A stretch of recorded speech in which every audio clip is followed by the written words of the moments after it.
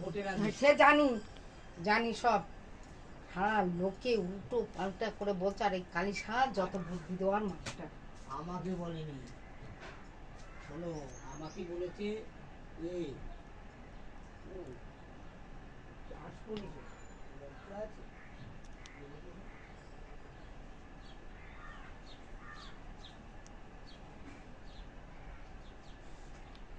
কি দরকার ঘরের ভাত খেয়ে বোনের মোষ তাড়ানোর আমার? হ্যাঁ, আমি কেন যাবো? কাউন্সিলর কাউকে কিন্তু একটা মারাতে হবে, তার মারিয়েছে অনেক বড় টাকা।